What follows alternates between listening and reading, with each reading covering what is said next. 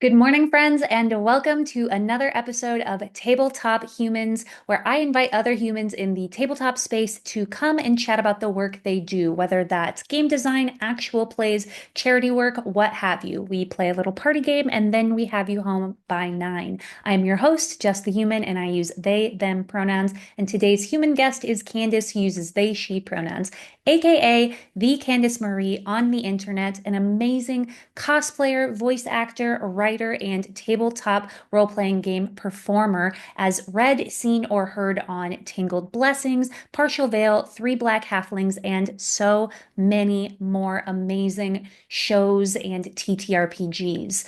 I am so excited to chat with Candace today about how they combine their cosplay skills with their voice acting skills into making characters that I fall in love with over and over again. Not to mention hearing what Candace's Good Morning Proclamation is going to be for today. With that being said, Candace, welcome. Thank you so much for joining me this morning. I am literally so excited to have you on. Will you please introduce yourself and let us know what you do in the space as a tabletop human? Yes, hello. I'm Candace, also known as Candace the Magnificent. I am a TTRPG performer, a voice actor, a writer, a sensitivity consultant. I stream.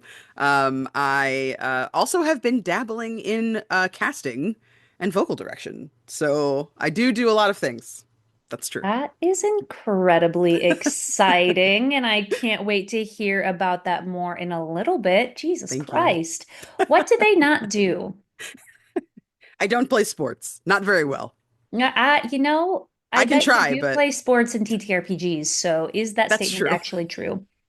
I do play pretend sports on the internet with my friends. Yes. And I can bowl as well. Not well, but I do it. Bowling is a sport, It actually. is. So there you go. All right, they do it all, for real.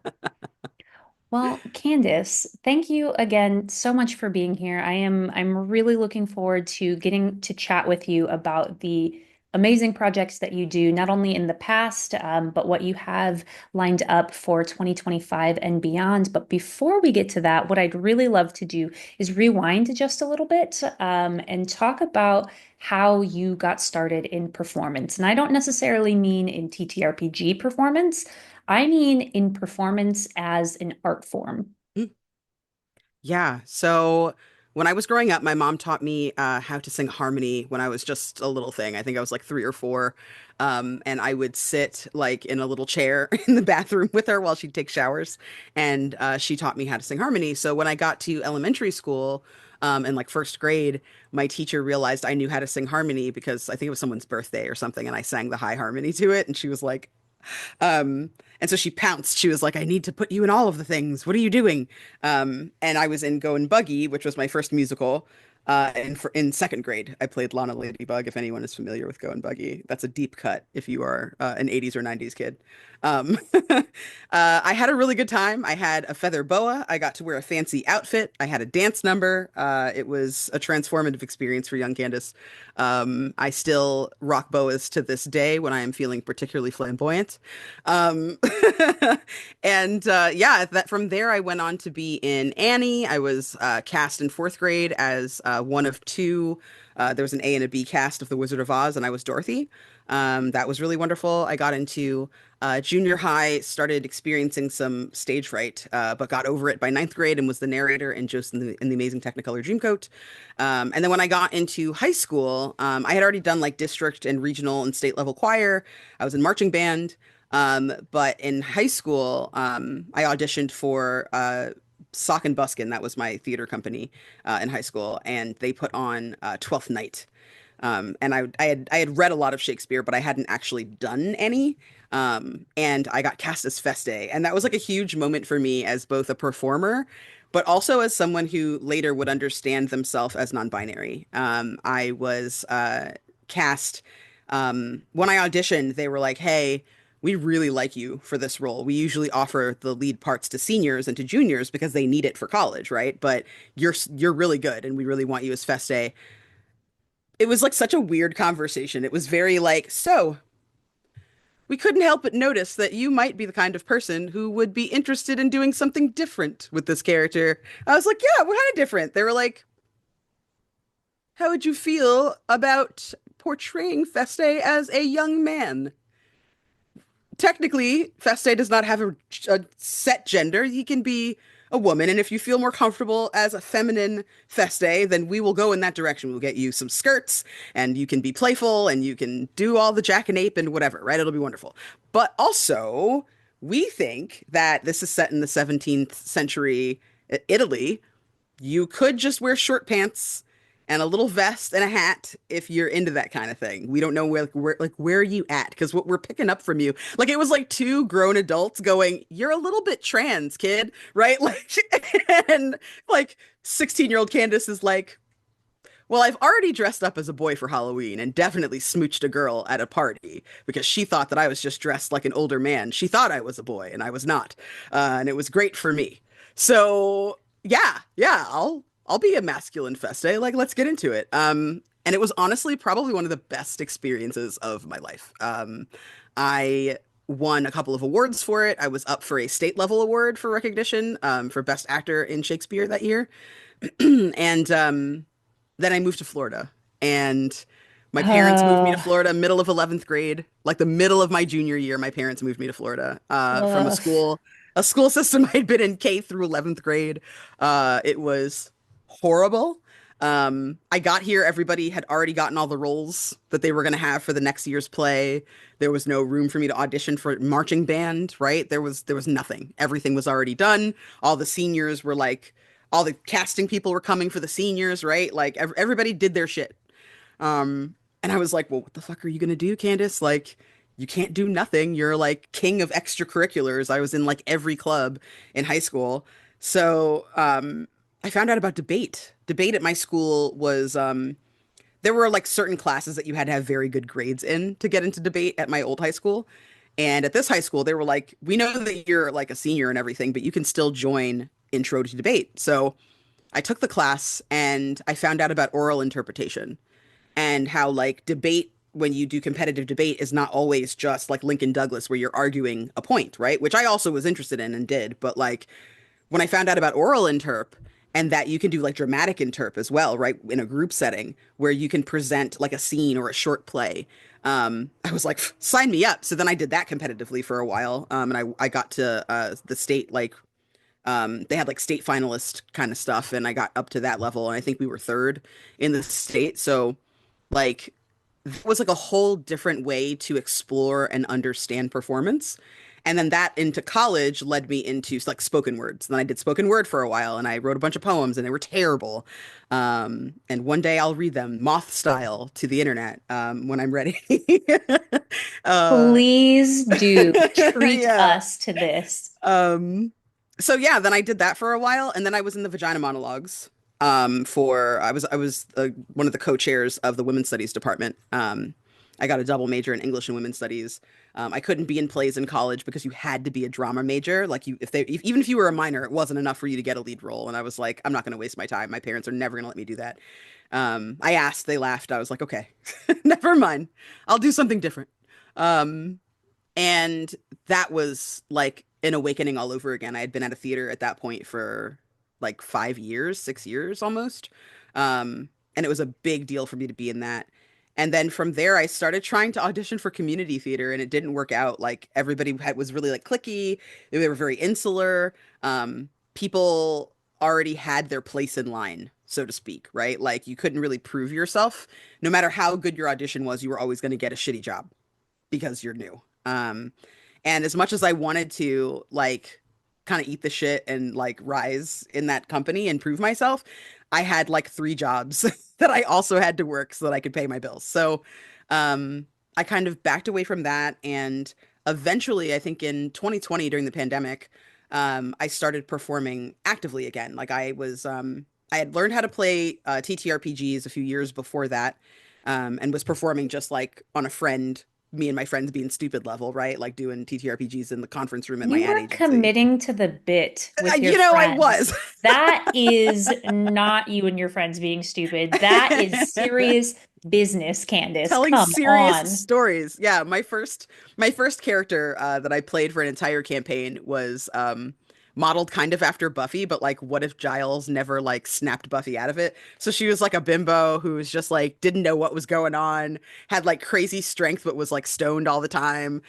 She was great. Her name was Jezebel. Um, but like then I started GMing during the pandemic because my GM was like, "Hey, I'm working on this big project for Pinnacle for Savage Worlds, and I don't have time. So do you want to GM for our home game?" And I'm like, "Yeah, okay." And then after that, I had my first stream in 2021. That was wild. My performance during the pandemic was it was kind of silly. It was born out of a desire to again make people happy, make people feel good. People were really miserable. Everybody had to cancel their fucking concerts. Nobody was able to go out. So I was like, what if I did a Friday concert? Like every Friday night, I do a concert where I play 5 songs. So it's called 5 Song Fridays. And then that quickly became like 12 Song Friday, 15 Song Friday, 22 Song Friday, depending on how long everybody wants to hang out Friday. But every week I would have a different theme. My partner is an art director and a designer and a toy creator. So they would do up my backgrounds. So I'd have like really bomb like practical effect backgrounds. So like I did a show that was all about my working at Hot Topic. So it was like all the songs that I listened to when I worked at Hot Topic. So like tons of like just emo trash on ukulele. And he made me a rock wall. Like they took all of my band t-shirts and folded them onto like little boards and then made me like a little like Hot Topic like t-shirt rack That is the behind me. cutest thing I have ever heard. It was rad, yeah. If you want to see my 5 Song Fridays, hit me up. I was actually thinking about releasing them now that we're 5 years past as like a time capsule because every week I would come on and talk about what was happening. So in a lot of ways, it's really sad to rewatch because like everyone is stressed the fuck out, right? And like nothing is good. But at the same time, like watching it 5 years later feels good because like we made it, right? We're still here. Like not everyone is here and that really sucks, but like we did the best we could and we came out of it. And I feel like especially right now that might be something that gives other people hope. It gives me hope that we can get through a bad time again collectively as a people. So um, yeah, like that led me to streaming and here I am.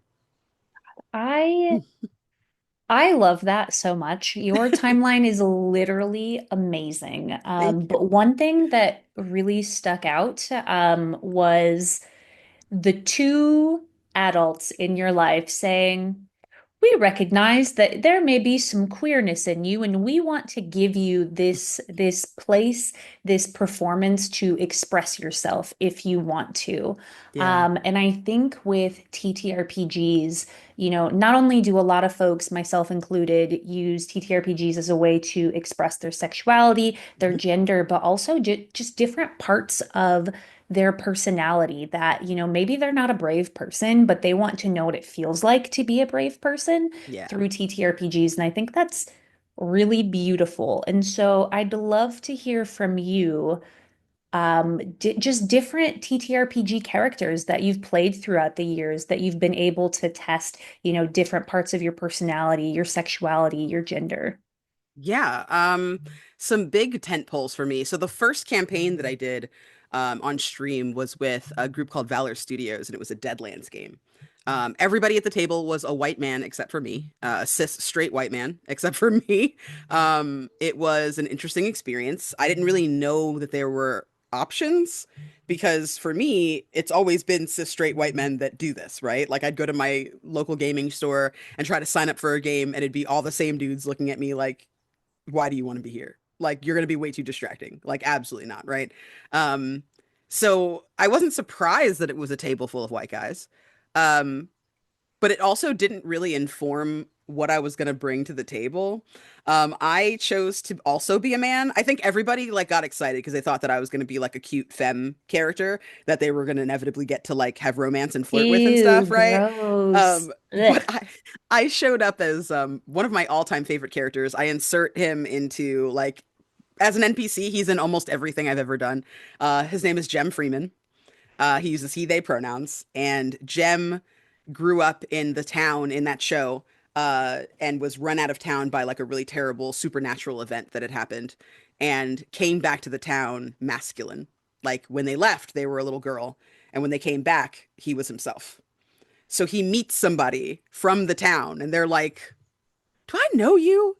I know you. You look like somebody, but he didn't have any sons. Wait a minute, right? Like there was like a very like moment.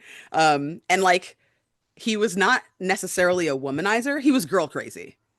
He wanted to respect. He was very respectful, right? Very respectful man. But they were very much the type of character that like a cute lady walks into the scene.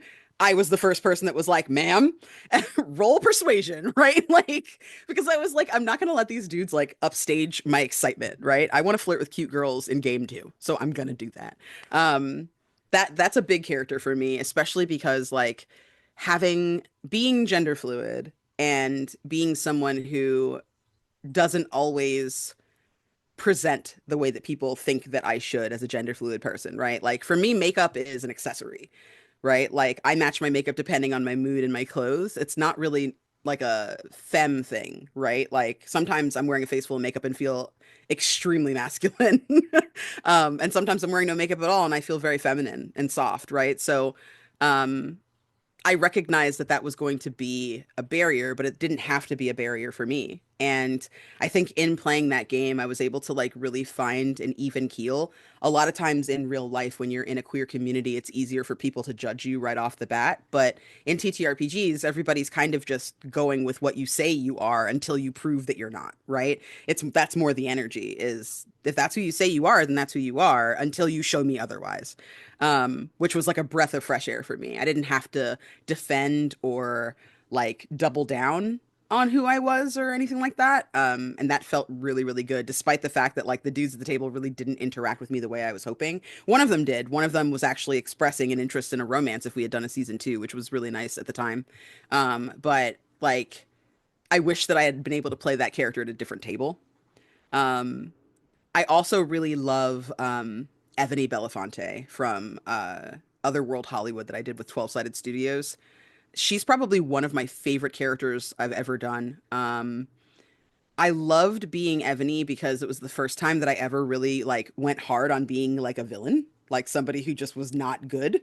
Like she came in as like a huge diva, the mix between like Eartha Kitt and like Joan Crawford, right? Just a terrible, surly, aging actor who just doesn't, she's done. Like she's done, like being stepped on. And she's gonna fucking take whoever out with her. It doesn't matter, right? Like, oh, Eldritch Terrors wanna fuck with me? Good. I'll fuck him up. I don't care, right? She's like this very like harsh and coarse person, which is very like kind of the antithesis of what I usually play. And that was a huge challenge for me, but it was probably one of the most intricate like character arcs that I'd ever made because I knew that she couldn't stay there. And the way that she kind of grew into her humanity and kind of stopped being larger than life, and it kind of gave her an opportunity to literally be larger than life when she was ready to give that up, like give that that pretense up. That was really exciting because I deal with imposter syndrome all the time. So being in the shoes of somebody who like imposter syndrome, who is she, was really, really a nice release. Especially to then kind of have that come for her in a way and show that like humbleness would have actually been the medicine that she was looking for. Um, and then I think most recently Hecate Hopewell in Herald of Shadows, the new Three Black Halflings AP, City of the Black Rose. She is a character that speaks to like the creepy side of who I am and like the innocence that like is inherent in curiosity. Um, and I think that she's like the most complex character that I've ever made. Like she's a cinnamon roll, but she's a little mortician, Shadar-kai, shadow sorcerer who's like who like has all these like weird fits and stuff when she has visions and um is like learning to be more comfortable with who she is and where she comes from. Um and I think that that's like a really that's it for me. It's been a very nice metaphor with like finding my heel in this space as a marginalized creator for sure. And finding like found family in a way that feels deeply meaningful and like not just in a way that people are there for you, but that they also understand you. Because I think that's something that's kind of underrated is being understood, not just tolerated or appreciated. Um, so yeah, I think those are my top three babies right now, I think. Mm. I love them, and they're all so incredibly different and unique. And I think that As a person who has watched many of your performances and listened to many of your performances, that is something that you bring to the table almost every single time. Not only their personality, not only their voice, but also their look. And I really want to talk with you about character design and where you start. Do you start with their look because you do all of these incredible cosplays that you put so much care and attention to detail in, but then they also sound so different and so unique. And then they all are different and unique. And I love them. When I said earlier that I fall in love with them over and over again, you keep bringing amazing characters to every table that you play at. And I want to, one, commend you for that, and two, hear more about your process. Thank you. I it didn't occur to me that I was gonna like have this many character ideas. I'm somebody who really enjoys a challenge. Like I tend to pick last at a table when we're all trying to decide like what character we're gonna bring because I want the challenge of having to wrap my head around something that I might not otherwise choose for myself. Um, I am that person that like always like my default setting is bard because like I feel like I am a bard in real life. So that's like easy for me, right? So it took me a really long time to make like you'd think I'd have like a ton of bard characters. I have like two, maybe three bard characters, because I know that that's a trap that I fall into.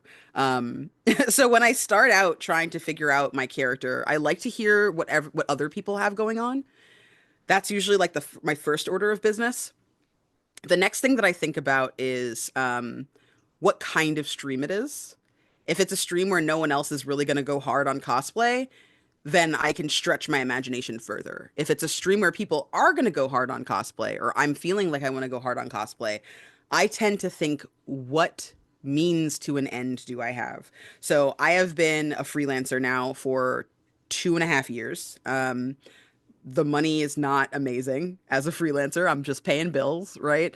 I used to be in advertising for a long time, and I got paid very well. So a lot of what you see when I dress up was stuff that I bought forever ago that's just been in my house. I am very much someone who prides themselves on making a lot of the stuff that I use. I was a burlesque dancer. I don't know how I didn't say this in my fucking intro when you asked me about my performance history. That was stupid, but I was also a burlesque dancer. I had a burlesque troupe for like 3 or 4 years called the Brass Knuckle Bombshells, and I was the person who had the least amount of money.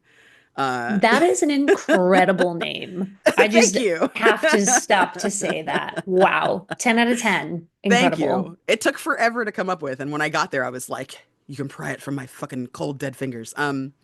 I loved it. I really loved it. It was a really amazing way to express myself, especially as someone who is not a straight size, right? I'm a plus size person, so being up on that stage and forcing people to look at a non-traditionally attractive body was like part of my kink. I was like, you are going to stare into these fucking back rolls and you will fucking like it because they're sexy, right? Like I was very like about my art for a Yes. while. So when I was dancing, I didn't have a ton of money to just buy like a rainbow of corsets, right? There were a lot of dancers who like had fans and stuff and patrons that would buy them things. They'd buy them ostrich fans, they'd buy them, full outfits, lingerie, like makeup, right? I didn't have any of that. It was just me. I was one of like two black dancers in the entire state at the time. It was very much early days. And so that meant that I had to get creative. So instead, I used to buy fabric at Joann's and I would cover my corsets. And then I would go to like Target and buy like new lingerie, but then go to Joann's and buy like lace and buy pom-poms and buy frills and buy satin. And then I would just plus everything up, right? I can't tell you how many times I have stuck myself because I couldn't finish sewing everything together before the show. So I had to like put pins in it. And then I'm like bleeding a little bit in pictures. I'm like, don't look at that. Someone can clean that up in post. Don't look at it. Making my own pasties out of like cereal box cardboard and fabric glue, right? Um, Lots of that, lots of fabrication went into that. I once made a hoop skirt out of hula hoops and duct tape.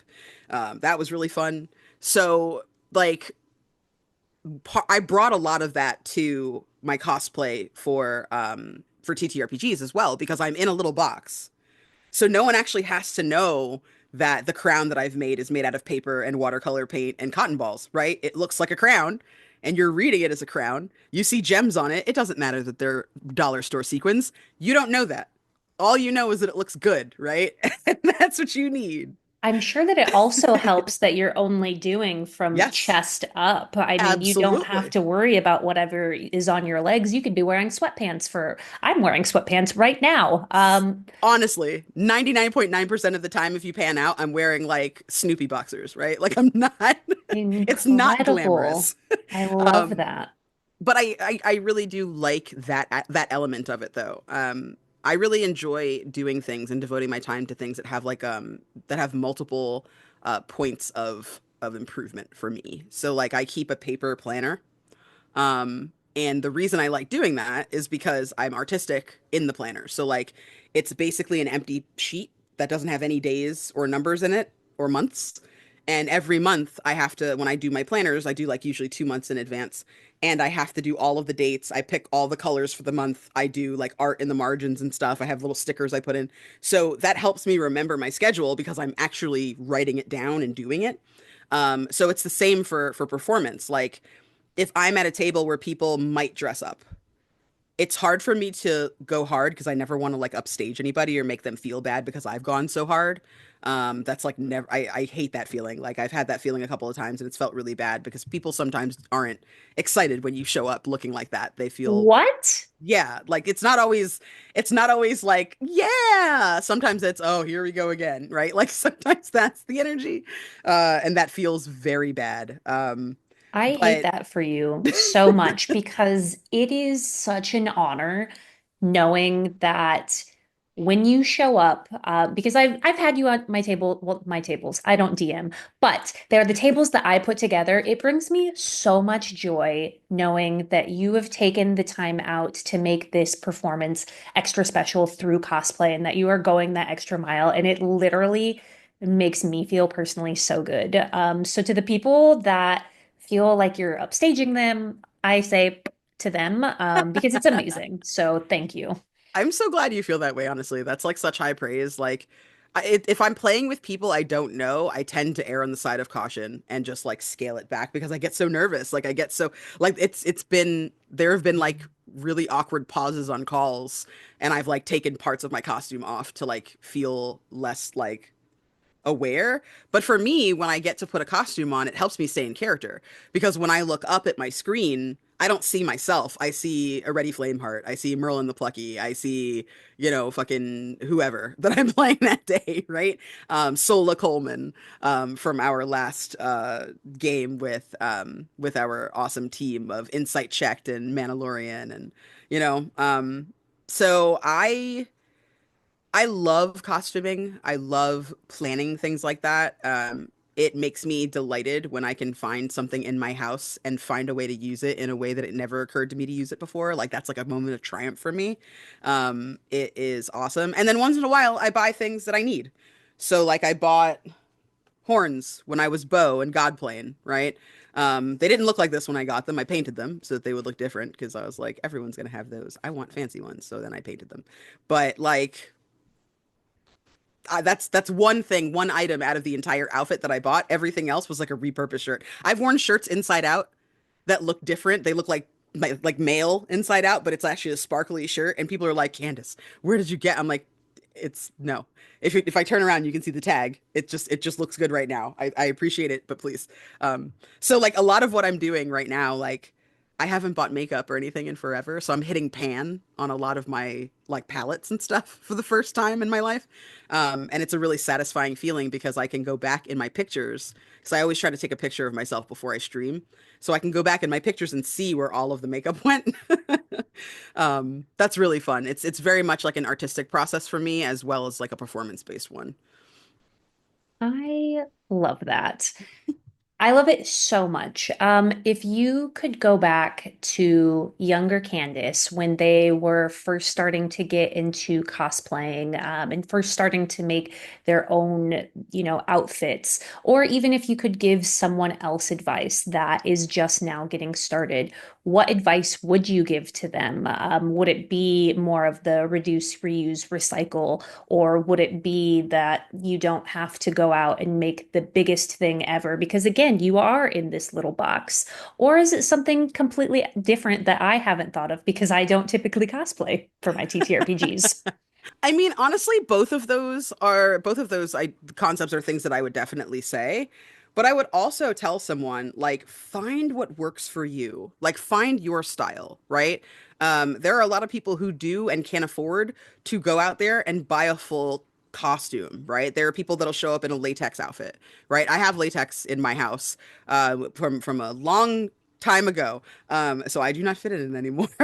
And a lot of it is inappropriate for regular streams. But there are some people who are like, I don't mind dropping $350 on a Shigo cosplay. Like, yeah, I'll do it, right? I don't have it like that. So I just look around and see what there is and try my best to kind of find my own thing in my own way. That's the same thing you should do. Try not to compare yourself to other people. I went through a little bit of a time where I like felt very exposed. Someone kept comparing themselves to me. Like I would enter calls and they would be like weird about it and stuff and oh, save some talent for the rest of us. But like not in like a sweet affectionate way, but in a like and now this game's going to be a little bit worse, right? Sort of way. And that person bought everything that they wore, right? Like everything was a costume that they got on Amazon, they found at, their local mall, whatever. Like it wasn't made. And like I'm over here rocking $10 worth of like cardboard boxes that I have fashioned into epaulettes to be a wrestler, right? With like a piece of random fabric that I found that's like a weird shape that I have folded in half to make a cape. And I'm like, you're over here like throwing stones at somebody who is in a paper house, bruh, right? Like I Quite recognize literally. literally, right? Like I this whole thing cost me $10. So I think like finding your own thing, try not to compare yourself to other people. That's the hardest thing in the fucking world. It is next to impossible, so good luck with that. I am constantly trying to not compare myself with other people because my journey has been very strange and unusual and not necessarily the same as everybody else's. Your journey is probably strange and unusual compared to other people's. So find what makes you comfortable. If not dressing up makes you feel comfortable and makes you feel more grounded as a player, do that.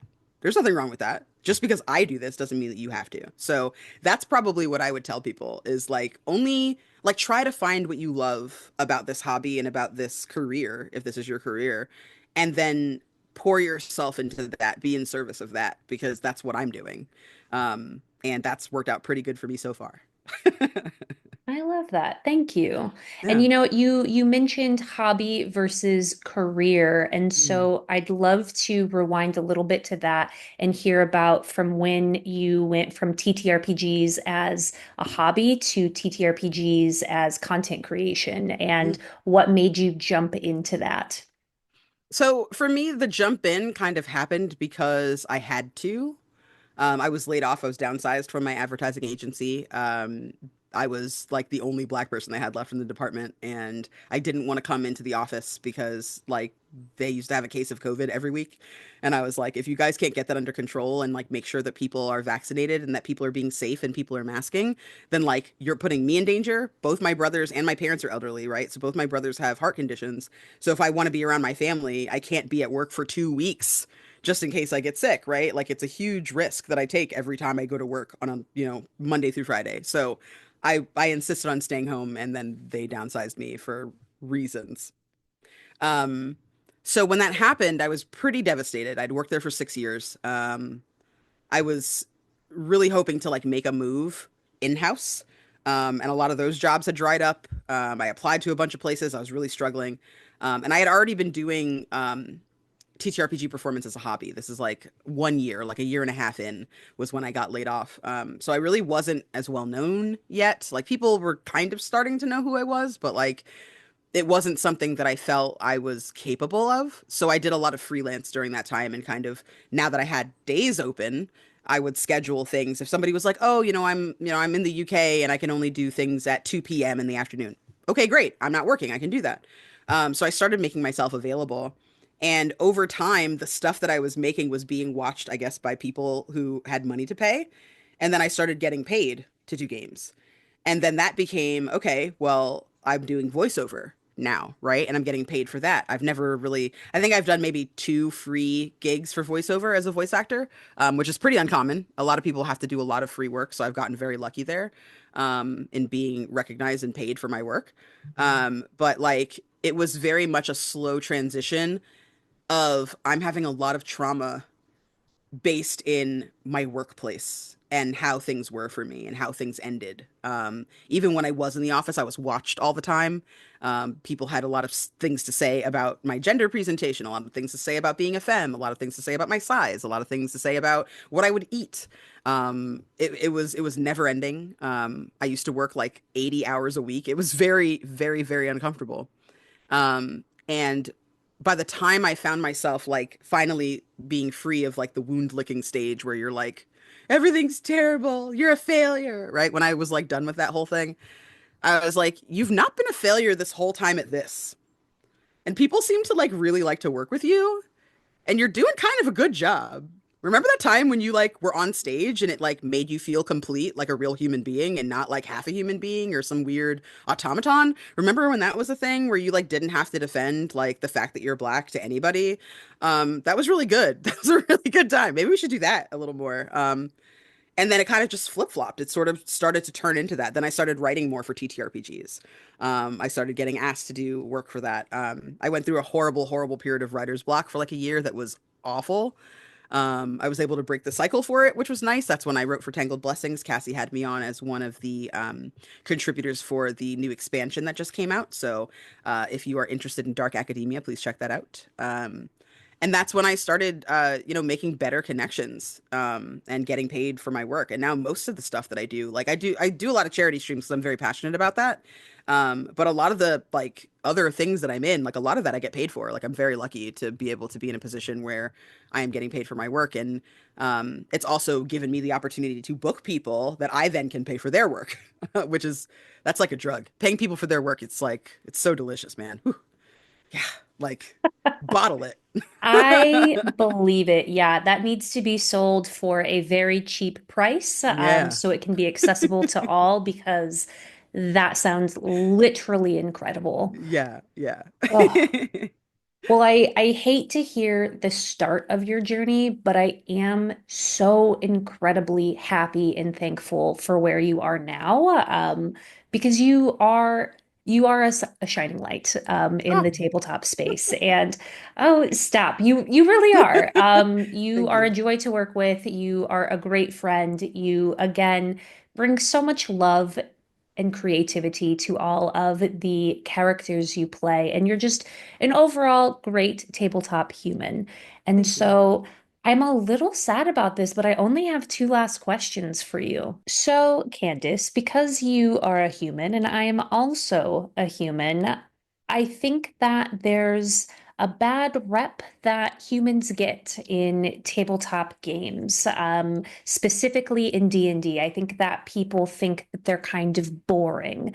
Um, and I don't know about you, but I know that I have played some pretty spectacular humans across the different genres. And I think that there's just something really special about a human person playing a human character in a tabletop role-playing game. And so I would love to hear about one of the humans that you have played that have really stood out, and what made them so spectacular. Hmm. I think for me, one of my favorite human characters that I've played is Agent Maya Nilsson. I did a short campaign. I guess it wasn't super short. It's like a 12 or 20 episode, somewhere in there, medium length campaign of Delta Green on 12-sided stories. And Maya is a hard ass. Maya is an agent who is at the top of her class. She is a know-it-all. They are self-assured. Um, they have all of the hallmarks of somebody who for whom their work is their identity. Um, she knows how to shoot a gun. She is perfect. And I think like playing a character like that is so far from the human that I am. I am a fucking mess. Like she's the kind of character that wakes up and makes her bed in the morning. God, what would that be like? What would I enjoy making my bed in the morning when like my that's partner is out of beautiful. it. It See, does make me feel really nice. I need you to bottle that, right? Like I know we're talking about feelings to bottle. Freshly made bed that you did yourself before you did anything else today. That's also a very delicious thing to enjoy. And I don't know her. I am not that person. So that's who Maya is. And in that show, she she gets in over her head because of who she is.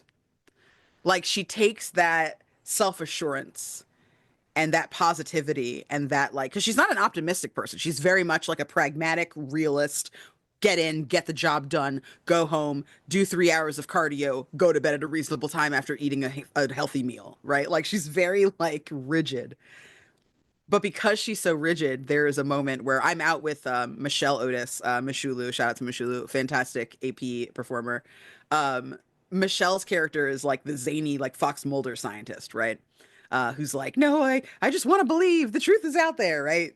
And my character's like, yeah, yeah, sure, sure, okay, okay. Um, and there's a scene where we go into a museum and we're in like the depths of the museum, right, where they keep all of like the old texts and the things that like aren't on display. And like we have like an experience, right? There's a supernatural experience that happens. And my character is like, no, no.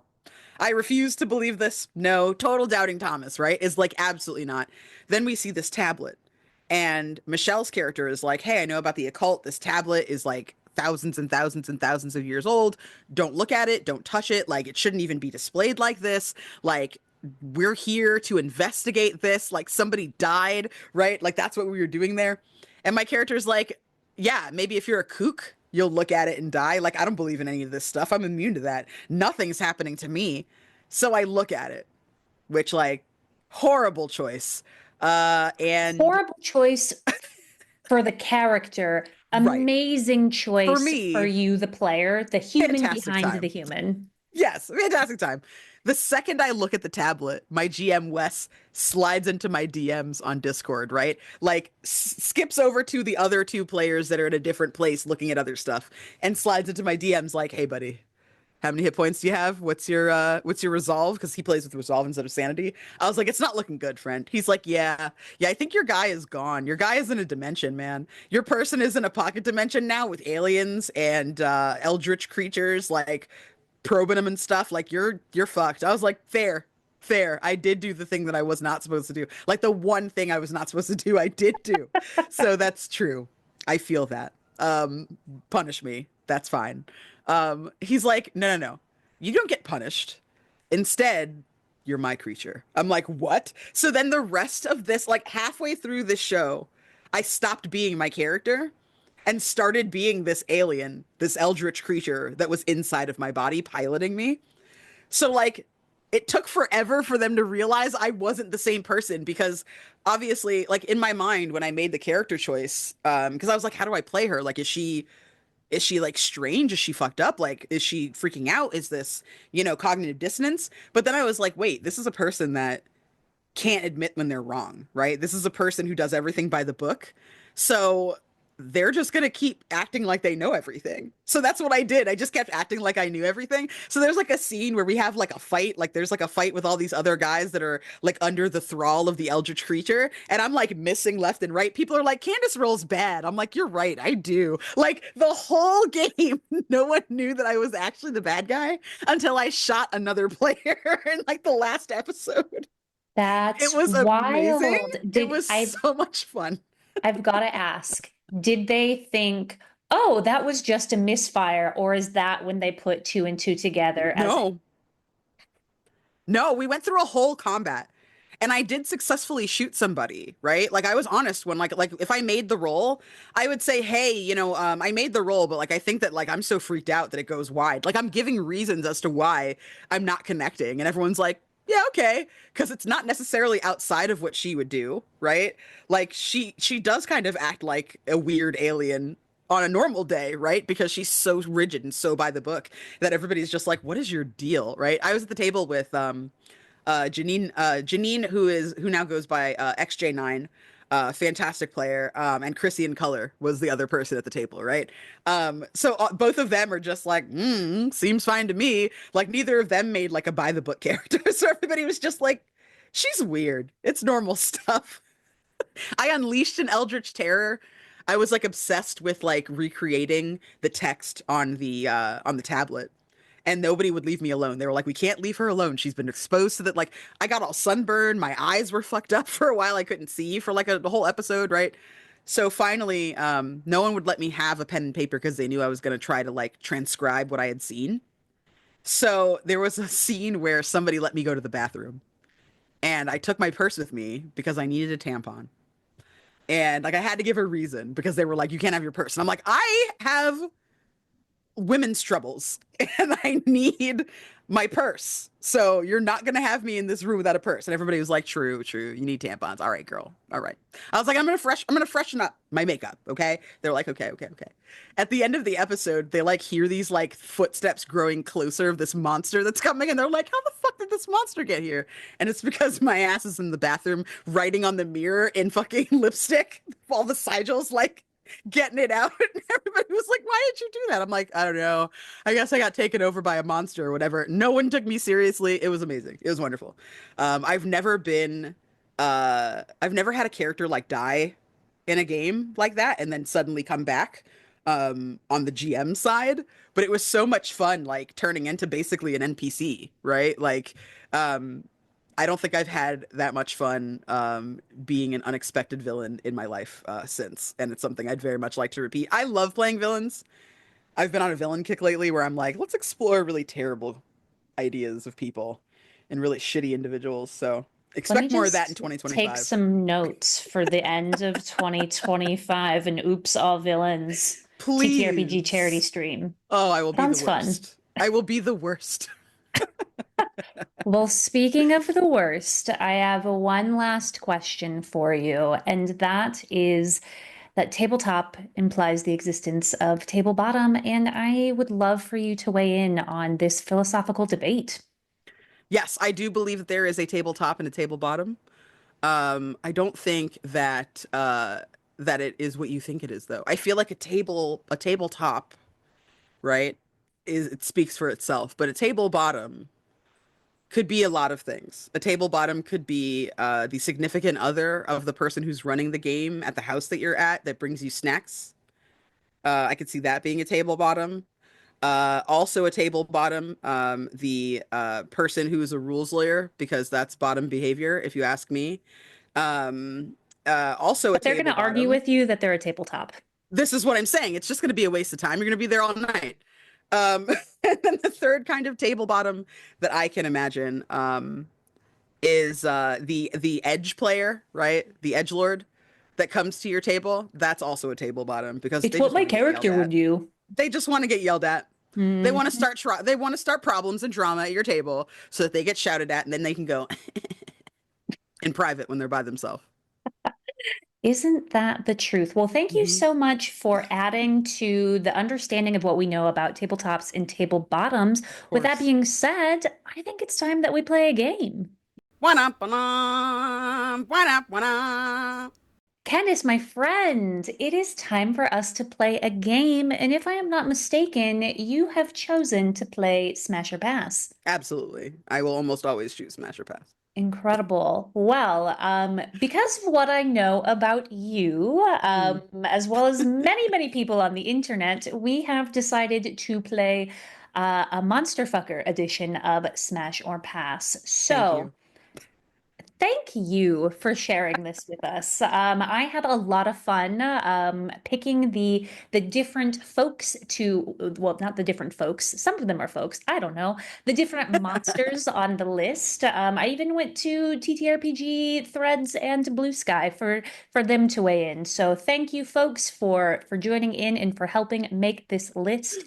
But Candace, you have in front of you a set of Google Slides with different photos, and we're just going to go one by one. You can give as much or as little information on why you are smashing or passing this particular monster, but let's go ahead and start with Hexus from Ferngully. Oh, smash. Hands down. First of all, Tim Curry, automatic smash. Doesn't matter what iteration. Scary Pennywise clown. Yeah, okay. Smash.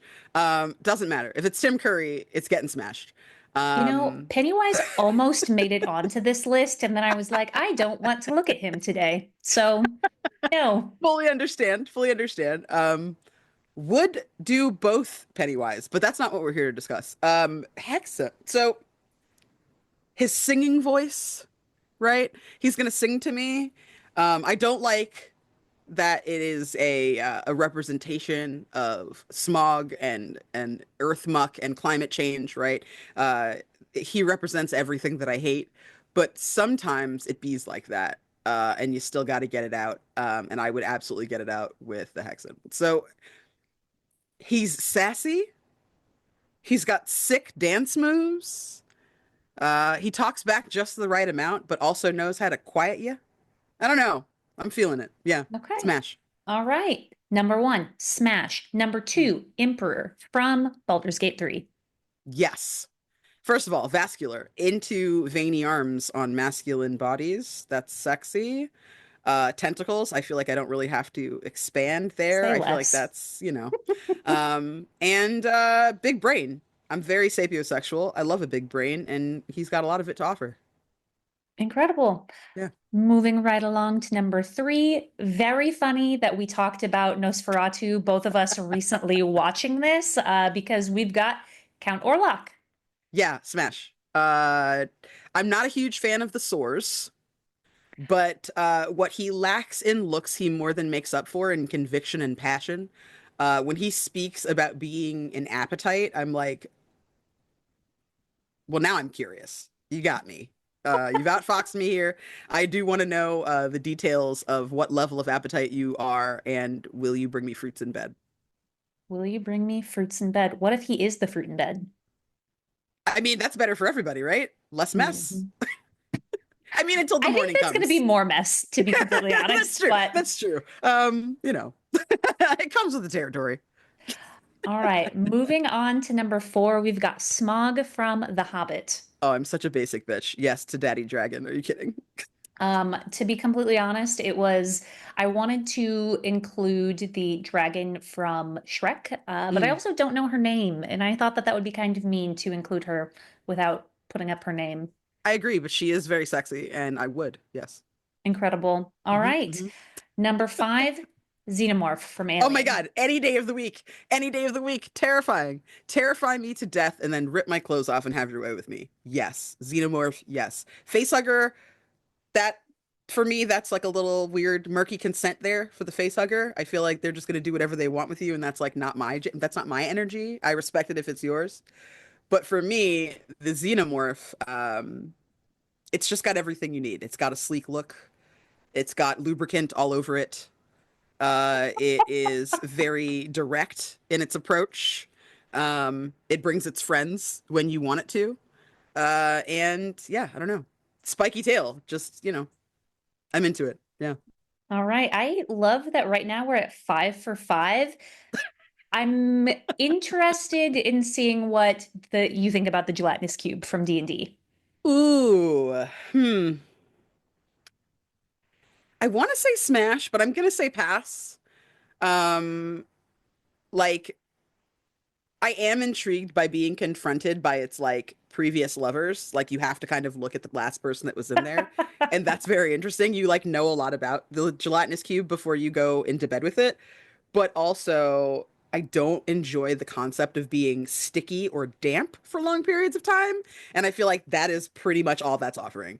So while I do like slimes, slimes are interesting. That particular slime and I are not friends. Okay. All right. Wait, can I change my answer? You can. If we're going to watch the D&D movie and we're going to be in the slime just for a little bit, just like everybody was in the slime for 5 seconds before they were all pulled out, if that's how I'm getting down with the slime, yes, because I love a good exfoliation. But is 5 seconds long enough? Because it's not for me. Well, see, and that's where we get gray, right? Like if we're doing a 5 second thing and then I'm going off on my own to fondly think about what just happened and spend alone time, yes. But if I have to have the whole complete situation, pass. Okay. So that's an in between. That's a good in Yeah. between. All right. Okay. Uh, So we don't have a full hard pass yet, but no. there's still time. We can still get one. Yeah. Moving on to Dean Hardscrabble from Monsters Mm. University. Smash. Oh my God. Smash. Oh, so you're going to give me like a sexy dragon woman, right? But also she's got like a lot of legs, so it's going to be like a little bit scary at the same time. But also she's going to like assign me homework and get mad when I don't do it well enough, but also give me gold stars when I do. Like, come on. Of course. Yes. I would love. Yes. Yes. Yes. Teacher situations, surprisingly, yes. That's good authority. I'm a Okay. switch, and I like that authority. But let's pull ourselves out just a little bit. So she's teaching, well, okay, so she's the dean and she Yes. is helping teach monsters how to scare children while Hmm. withholding the information. That seems a little evil. Do we like It that bit? does. It does seem evil, but like I'm not a monster. So that doesn't technically affect me. Um that means I can at least have fun one time before I find out that maybe she's fucking over my friends that are monsters and I have to like stick up for Mike and Sully, right? But before that happens, I'm just having a nice time and I feel like that's okay. Okay. I didn't know, you know? Treat Like yourself. yeah, Sully, really, when you went to school here, were you not like, I wonder what she looks like naked? I know you were. So he'll forgive me and we can go back to being friends. And then I never have to Incredible. see her again. So, That is very true. Okay. All right. So speaking of more evil people, we've got mm, Hellraiser from, you guessed it, Hellraiser. yeah, pass, pass. Needles in the face, you're probably going to get me with them. I'm not trying to go out like that. Someone's going to lose an eye, and that's not sexy. Wow. That was Mm. succinct. That was quick. That was Yeah. we finally made it though. I Wow. will say, though, Jamie Clayton as one of the Cenobites in the new Hellraiser, considering. Okay. Considering. All right. Moving along, we've got the Pale Man from Pan's Labyrinth. No, no, no, no. Pass. Too scary. Too scary. You're gonna seduce me with delicious treats and succulent meats and glistening fruits, and then you're gonna chase me around with that, and then I have to draw a door on the ceiling and use my non-existent upper body strength to jam myself through the. No, no, absolutely not. I don't know where his hands have been. I don't like that his hands have his eyeball inside. I like looking at him. I like the idea of him. I have a Funko Pop of him that I'm very fond of. Oh, do you Uh, really? yes, yes, I love that Nice. movie. It's one of my favorite movies of all time, honestly. Um, no. Yeah, The Pale Fawn, Man fucked me up. yes. Pale Man, no. All No. right. Well, we have got one last one. Kind of a Mm, lie, kind of not. We've got yeah. Beast from Beauty and the Beast. Oh, smash, smash, smash. But what about his human form? Absolutely not. Yep, that's what I thought we were going to Never, get. never in my life. No. To me, he is scarier as the human than as the beast. Oh The beast my. has a great sense of humor. He's sexy. He loves a good porridge. He eats like a champion, and it makes me wonder what would it be like if you were eating me like a champion. He birds enjoy him. He is a very tactile person, and he's rich. So yes, We do like the money. Yeah, we I mean do. if it's there, you don't have to have money, but if you have it, Smaug, call me. Like,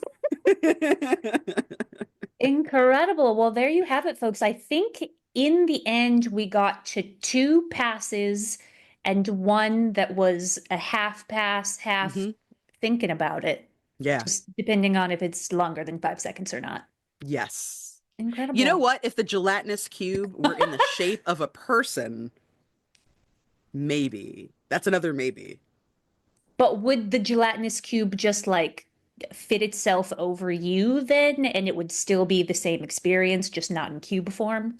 Oh man, I don't know. I was thinking like it would be like a slime creature, kind of like the ghost from Monster Prom, where she's like made up of like blobby kind of. There's an anime too where like there's a bunch of monster girls that are like all trying to date one guy, like a harem anime, and one of them is a slime girl. Like that kind of energy, yes, can get down. But portable person-shaped gelatinous cube where it's like an Iron Maiden of jelly, no.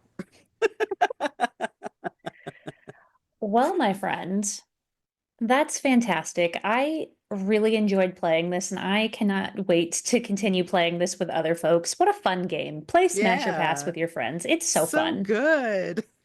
We are going to be back in a few short moments. Think like less than a minute. Here are some announcements and some upcoming tabletop charity initiatives to be on the lookout for. RPGs for Accessible Gaming has officially launched on itch.io as a charity bundle to support Dot's RPG project. You might remember that last year we helped fund these amazing Braille dice to make TTRPG gaming more accessible to visually impaired and blind gamers. But now we are doing it again to help fund single sets of die because, as we know, not every game is a D20 based system. So we're hoping to fund D6s, D8s, D10s, other dice that aren't the D20. The bundle is going to be live until March 17th on itch.io. There are over 250 games for you to play that are TTRPGs and RPGs, so please go and support. We also have a TTRPG charity game coming on March 10th at 5 p.m. Pacific Standard Time. It's going to be Grimoire Punk, and it's going to be an amazing time, so make sure you save the date for that as well. All right, Candace, it has been literally so fun and amazing chatting with you. One could even say that I've had a magnificent time. But unfortunately, we are at the end, and we do promise to have people out by 9. Yeah. I don't think that that's going to happen today, and that's okay. That just means you get more Jess and Candace time. Yay! But before we come to the close of this episode, and before you tell people what the good morning is of the day, I would love for you to tell the people who you are, where they can find you, and support all the literal amazing things that you do as a tabletop human. Thank you. If you guys are curious about me, please follow me at the Candace Marie on Twitter and Blue Sky, at Candace Magnificent everywhere else. I post a lot of my updates there as to what I am doing and when I'm going live. There is an upcoming episode, I believe, of Wayward Autumnal that I've done with Gnome Anne and Blackwater D&D that'll be coming out soon.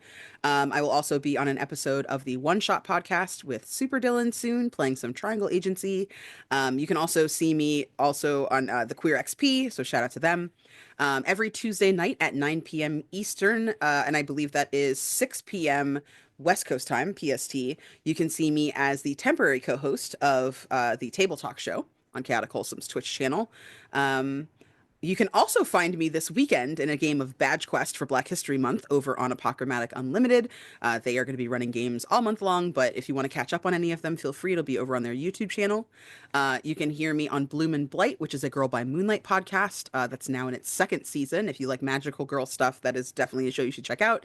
It's very Sailor Moon and Steven Universe inspired.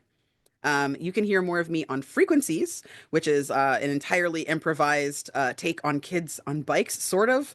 We use a little bit of system and a lot of improv, and that's anywhere you catch your pods through Patchwork Productions. I'm also on City of the Black Rose Herald of Shadows over on Three Black Halflings, their current D&D AP. Check out the upcoming City of the Black Rose setting book that's coming soon to Kickstarter. I am sort of involved in that because my character is in a bunch of it, so definitely check that out and support Black creatives. And if you are interested in video games, I am currently working on a video game that should be out either this month or next called Banshee, Beansidhe, which is a story of Irish resistance and resilience. And it's all about overcoming oppression. It's a walking sim, kind of like What Remains of Edith Finch. I'm working on that with Seal B Games. And I will be the voice of Una, the Brute, in the upcoming sequel to the 2014 hit Monaco, What's Yours Is Mine. So if you like co-op games, check that one out when it comes out in Q1 or Q2. I'm very, very pumped and super proud of that one. Oh, And if you like audio dramas, hear me on Partial Veil, which was just nominated as the official selection for Cusco Fest, which is a big like voiceover and content conference. I play Agent Diane Ramsey. It is like Fargo meets cosmic horror. That is incredible. The first thing that I immediately thought of was the poison for Cusco. Cusco's poison. Yes, But congrats. That's fantastic. That's thank you. amazing. And please, friends, go and check out all of the amazing work that Candace does. You're going to be blown away either by their cosplaying skills, their voice acting skills, their character skills, probably a combination of all three because they are, again, doing so much incredible work.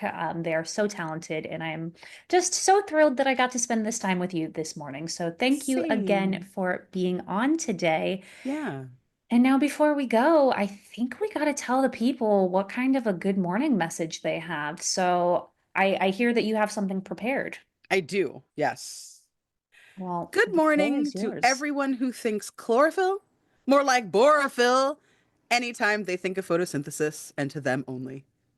And to them only. You heard it here, folks. I am just the human, and this is the Candace Marie. And together we're saying good morning to everyone who thinks chlorophyll more like borophyll whenever they think of photosynthesis, and to them only.